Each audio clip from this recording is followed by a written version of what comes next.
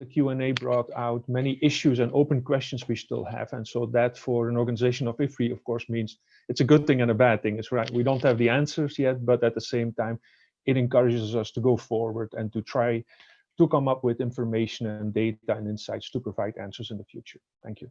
In closing, I would like to just stress the importance on measuring and monitoring indicators of women's empowerment as the foundation for any relief and recovery operation during COVID-19. We could very well generate very big problems if we don't do that. Thank you very much. I think we must listen to women's needs, which are context specific, and also ensure we're including women in leadership response roles, and use and continue to collect sex disaggregated data to inform and continually adjust and improve our response. And I think the ProWIA that Claudia presented has a lot of potential for this kind of learning.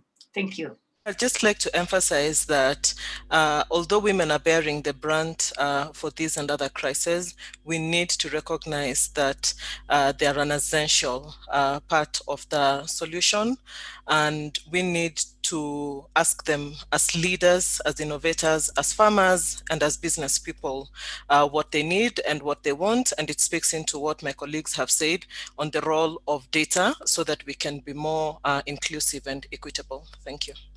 I think it's time that we all come together, South-South, North-South, the civil society, the research organizations, the government agencies.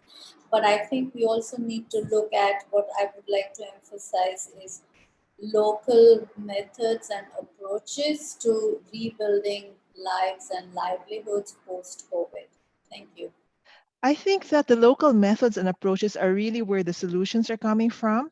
But for us to learn from each other, there has to be a way for us to share this information, to look at them using maybe unified metrics. I like the use of ProWIA, to look at empowerment impacts across a wide range of projects. And I think if we constantly learn and bring the evidence together, we'll come up with better solutions and come out at the end of this crisis stronger.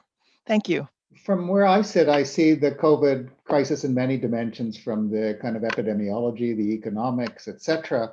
But it's pretty clear from the discussion we've had that an essential perspective, if we're going to respond and recover well, is to look through the eyes of women who are severely affected by this and to actively enable their solutions. Thank you. Thank you so much, John. And thank you again to all of our speakers. And thank you everyone for joining us online for this important discussion.